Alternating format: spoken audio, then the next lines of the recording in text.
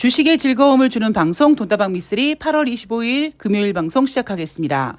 자, 오늘 돈다방 미쓰리는 8월 24일 목요일 뉴욕 증시 마감 현황을 전해드릴 텐데요. 그 전에 어제 에피소드 제목은 이번 주 뉴욕 증시는 뭐 하고 싶었다, 반등하고 싶었다. 이 에피소드에 글을 올려주신 분들 중에 두 분의 댓글에 대해서 제 생각과 제 답을 좀 드리고 오늘 내용을 진행하겠습니다.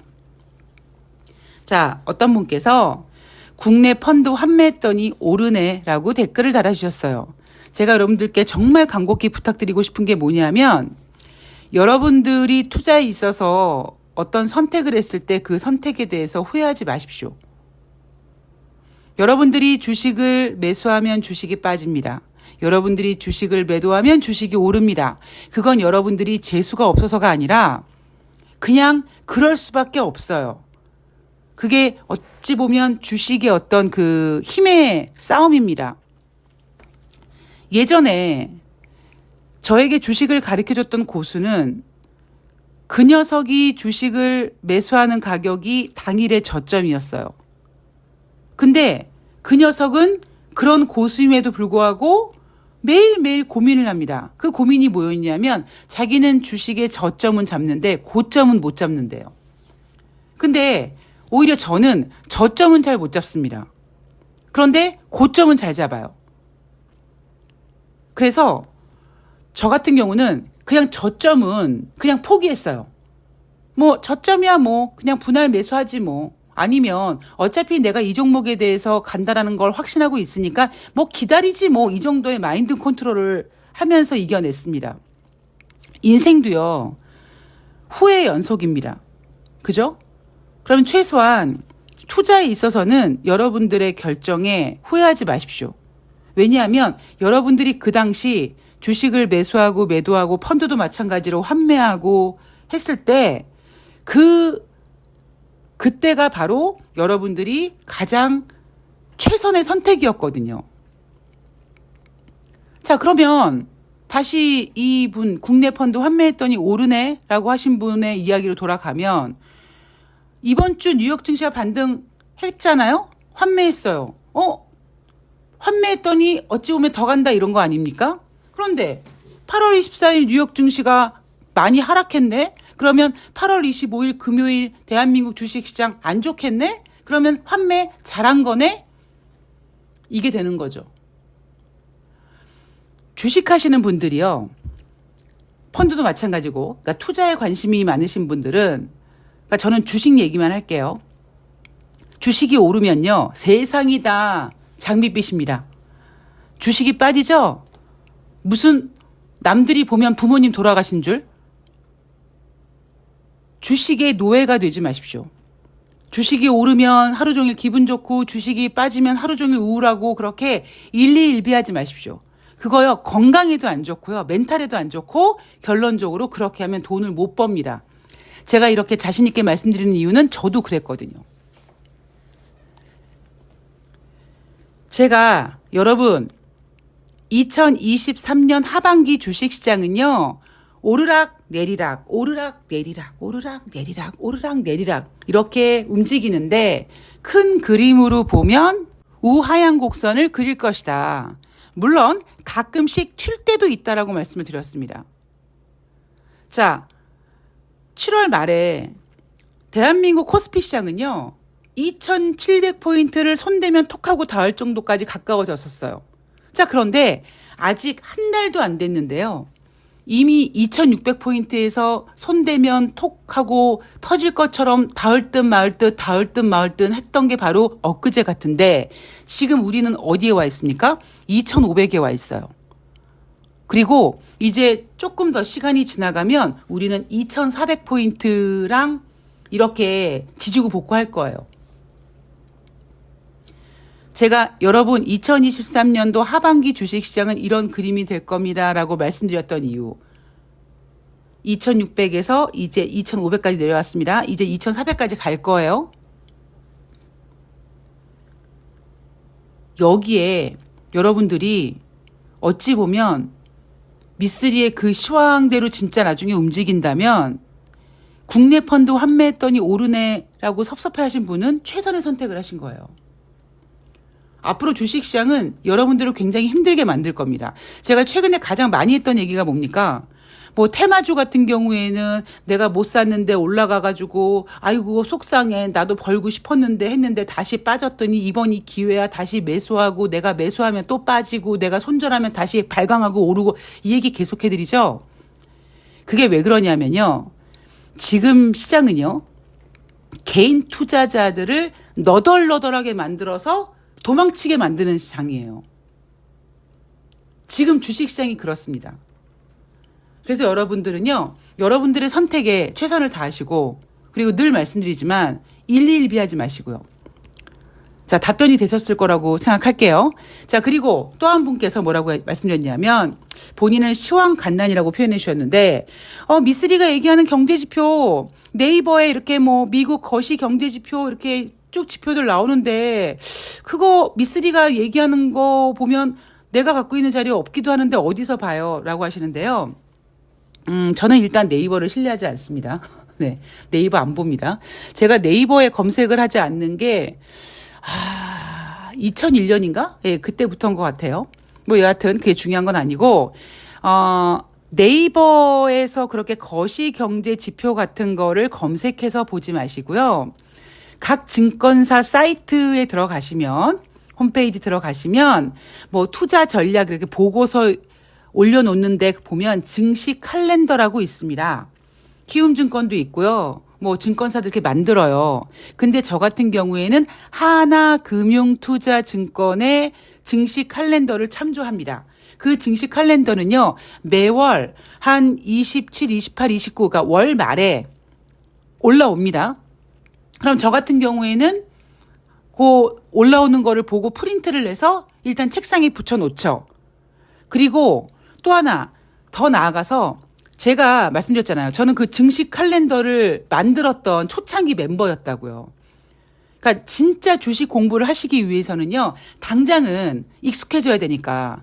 미쓰리가 그러는데 이게 한 달 동안 보고 있으면 월 초에는 뭐 고용 지표 나오고 뭐 두 번째 주에는 뭐 제조업 지표 나오고 그다음에 뭐 인플레이션 지표 나오고 소매 판매 지표 나오고 그다음에 월 후반으로 가면은 주택 지표 나오고 그다음에 월 말 정도 가면 개인 소비 지출 나오고 매주 목요일마다 주간 신규 실업상 청구 건수가 있고 뭐 PMI 지표 나오고 이런 것들을 여러분들께서는 아직까지 익숙하지 않으시니까 당장은 그렇게 증권사에서 만든 증시 칼렌더를 보고 참조하시고요.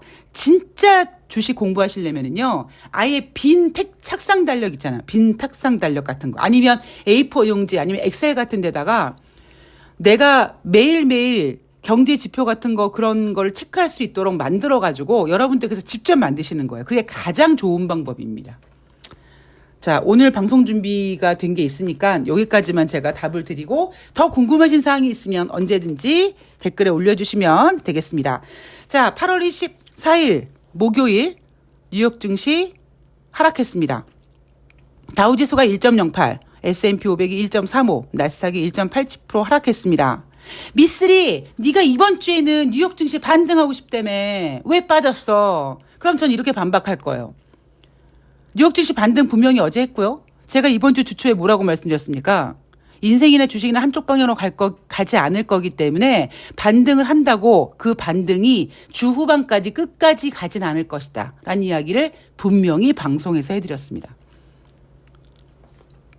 자, 반박을 불가하게 만드는 방송이 바로 돈다방 미쓰리죠.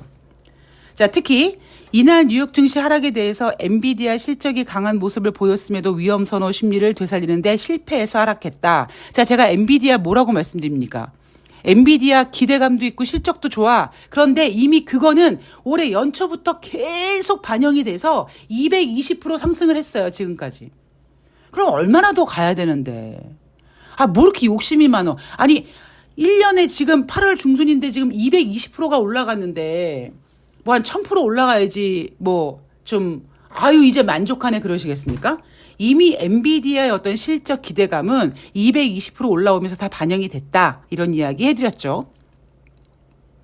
자, 그러면 왜 8월 24일 목요일 뉴욕 증시가 하락했습니까? 왜냐하면 8월 23일 수요일 뉴욕 증시는 반등이었기 때문입니다. 제가 그랬죠. 뉴욕 증시는 반등하고 싶었다라고 표현을 하지 상승했다라고 표현하지 않습니다. 반등했다와 상승했다의 차이가 뭐냐? 엄청난 차이예요. 왜냐하면 상승은요. 어떤 기조야 기조. 쭉 더 갈 수 있는 어떤 흐름이고요. 반등은 뭐냐면 더 이상 하락하면 안 될 것 같으니까 살짝 들어 올리는 겁니다.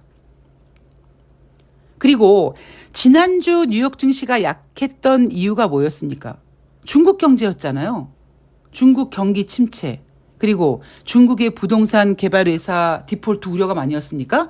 여러분 이번 주 뉴욕 증시에서 중국의 어떤 뭐 위구이 위안인가 뭐 거기 어떤 위기 뭐 중국 경제 위기 여러분 나오는 거 보셨어요? 안 나오잖아요. 근데 그렇다면 지난주 그 위기가 없어졌나요? 아닙니다. 그 중국의 부동산 개발업체 지금 채권 만기 이자 납입일이 9월 2일이에요. 우리가 풀어야 될 숙제입니다. 근데 왜 제가 이번 주에 뉴욕 증시가 반등하고 싶었다라고 얘기를 했냐면 이번 주 일단 지난주 금요일 뉴욕 증시가 혼조세로 마감한 것에 대해서 포인트를 얻었고 이번 주 진행하면서 제가 봤더니 중국의 어떤 경기 위기나 이런 얘기가 안 나오잖아요. 그러니까 반등하고 싶었던 겁니다. 그런데 아무리 반등하고 지랄 발광하고 뭐 엔비디아 실적이 어쩌고 저쩌고 해도 2024년 하반기 주식은 어떻다? 오르락 내리락 오르락 내리락 오르락 내리락 우하향 곡선이다. 우리는 얼마 전까지 2700포인트가 손대면 톡하고 터질 것 같은 거리감에 있었습니다. 그런데 지금은요. 2500에 내려와 있죠. 얼마 전까지 2600에서 지지고 볶았어요. 지금은 2500에서 지지고 볶고 있습니다. 시간이 지나가면 2400포인트에서 지지고 볶고 있을 거예요. 그래서 이날 뉴욕 증시는 하락한 것이다. 즉 8월 23일 수요일 뉴욕 증시가 상승이 아니라 반등이었기 때문에 8월 24일 목요일 하락한 것이다. 자, 이날 발표된 경제지표 시카고 연방은행이 발표한 7월달 전미활동지수 6월달에 마이너스 0.33이었는데 7월달에 플러스 0.12로 플러스로 반전됐습니다. 이거 3개월 만에 플러스 때라고 얘기하는데요. 자, 여러분 이거 몇 월달 지표? 7월달 겁니다. 제가 그랬죠?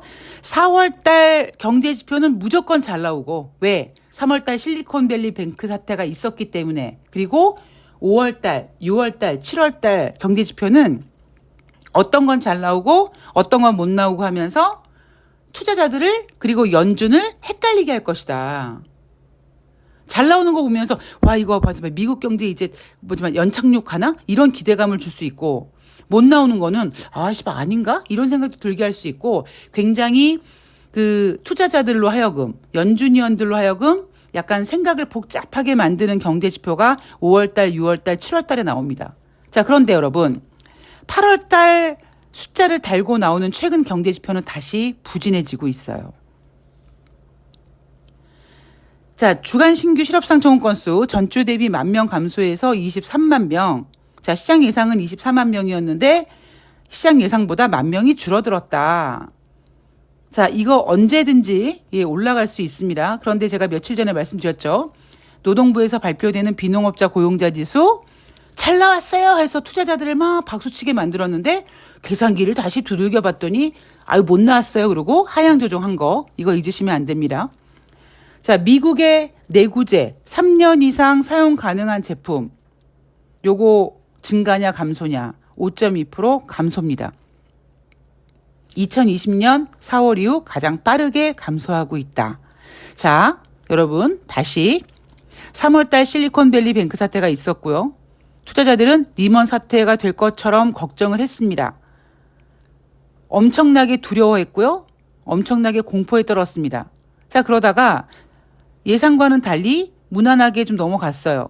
그러자 4월 달에는 안도를 합니다. 그리고 그 안도감에 5월 달, 6월 달, 특히 7월 달에 뉴욕 증시가 상당히 좋습니다. 뉴욕 증시는 5, 6, 7 계속 좋았어요. 자, 주식이 좋아지면 뭐가 움직인다? 국민들이 지갑을 연다. 그래서 경제 지표들 중에 심리, 소비, 신뢰 이런 지표들이 잘 나오게 된다. 참 묘하게 뭐 실물 경제랑 상관없는 주식 시장이 오르면 국민들이 사람들이 지갑을 연다. 왜 오는지 얘기해 드렸죠. 내가 지금 주식을 하는데 마이너스야. 난 뭘 사고 싶어. 근데 지금 경제도 안 좋고 주식도 안 좋고 그러면 아유 저 주식 저 상장 폐지되는 거 아니야? 에이, 글렀어 저건 버린 자식이야. 이렇게 생각할 수 있는데 주식 시장이 좋으면 내가 지금 갖고 있는 주식이 이익이 나지 않더라도 이제 내 주식도 회복될 수 있겠는데라는 기대감 때문에 먼저 지갑을 열게 되는 게 사람의 심리입니다. 그래서 내구재 주문 전월 대비 5.2% 감소했다고 하죠. 자, 9월달 FOMC 회의 D-Day 25일 남았습니다. 9월달 금리 동결 가능성 지금 80.5%, 25% 금리 인상 가능성 19.5%, 11월 회의까지 한 번 더 25bp 금리 인상할 가능성 45%입니다. 자, 연준 위원들의 발언들이 나왔는데요. 9월 19일부터 20일까지 FOMC 회의가 진행되니까 아마 한 9월 초, 9월 첫 번째 주? 예, 그때까지는 아마 여러분들은 연준 위원들의 생각을 읽으실 수 있습니다. 그 이후에는 블랙아웃 기간으로 들어갑니다. 자, 필라델피아 연방은행 총재가 인플레이션 억제를 위해서 충분히 금리 인상을 한 것으로 보인다. 이제 그만해도 돼. 많이 먹었다 이가. 이거고요. 보스턴 연방은행 총재는 아니야. 중간쯤 어디에 있어. 추가 인상이 필요할 것이라는 가능성을 테이블에서 절대 제거하지 않을 거야. 여차하면 연병할 인상 더 할 거야. 이런 생각. 세인트루이스 연방은행 총재는요. 경제 성장세가 앞으로 수개월간 더 가속되면서 연준이 금리를 더 올려야 된다. 이렇게 정신 나간 소리하고 앉아 있는 거예요. 그러니까 연준 위원들 중에 이렇게 정신 나간 생각을 하고 있는 연준 위원들이 주제 파악 못하고 금리를 인상해서 나중에 그 후폭풍을 아주 진하게 맞게 되는 거죠. 자, 25일 잭슨홀 미팅이 있죠. 동부시간 25일 오전 10시 5분에 제롬 파월 연준 의장이 연설을 한다. 자, 미쓰리가 얘기합니다. 의미 두지 마세요. 제롬 파월 연준 의장이 이날 쌈박하게 굉장히 서프라이즈, 전혀 예상하지 못했던 그런 얘기 하지 않을 거예요. 왜? 제롬 파월 연준 의장이 갖고 있는 그 성향이 있거든요. 굉장히 쪼다같거든요. 쫄보거든요. 뭔가 이렇게 막 파격적이고 뭔가 이렇게 막 혁신하고 이러지 못하는 사람이거든요. 그러니까 그동안 제롬 파월 연준 의장은 어때 왔습니까? 3월 첫 번째 주 제롬 파월 연준 의장이 뭐라 그랬어요? 50bp 금리 인상한다 그랬어요. 그러자 며칠 안 가서 그 다음 주 월요일 되자마자 실리콘밸리 뱅크 사태가 빵 터졌죠. 그러니까 시장은 어떡하지? 가만히 있어봐. 50bp 금리 인상한다고 얘기를 했는데 가만히 있어봐. 이 문제가 터졌으니까 이거를 금리 동결을 하자니 쪽팔리고 50bp는 못하겠고 그래서 25bp 한 거라고 말씀드렸잖아요. 제롬 파월 연준 의장의 잭슨홀 미팅 그렇게 의미 두지 말아라 라고 말씀을 드렸습니다. 자, 엔비디아 아까 제가 처음에 말씀드렸죠. 예. 1년 동안 220% 올랐다고요. 1년 동안. 그러면 이제 할 만큼 다 한 거예요. 뭘 더 바래. 실적이 좋았다? 실적이 좋을 것이다? 뭐 기대감이 있다? 이미 다 반영이 돼서 그 기대감으로 220%나 올라간 겁니다. 자, 이게 여러분 8월 24일 뉴욕 증시입니다. 지금 대한민국 주식시장 장이 막 시작됐는데 2,500포인트를 또 미친 듯이 또 지켜냅니다. 자, 제가 아까 그랬죠. 우리는 얼마 전까지 2,700포인트가 손바닥에 안겨질 것 같고, 정말 이대로 가면은 증권 전문가들이, 애널리스트들이 얘기하는 2,950 갈 수 있는 거 아니야? 그렇게, 헛물키고 있었죠. 그런데 이제 우리는 2,600포인트에서 2,600을 지키네 마네 막 그랬다가 이제는 우리는 2,500포인트를 지켜야 될 수준까지 내려왔습니다. 2,600포인트를 지킨 투자자도 투자 매체도 개인, 2,500포인트를 지키고 있는 투자 매체도 개인입니다.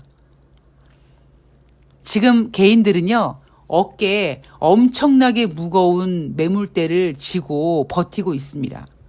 이 상태에서 한 단계 더 레벨 다운 2,400으로 가서 버벅거리죠? 그러면 2,400을 장중에 깨죠? 그러면 위에 2,600, 2,500에서 어깨에 크게 짊어지고 있던 개인들이 떨어져 나갑니다. 포기하죠. 지치죠. 쓰러지죠.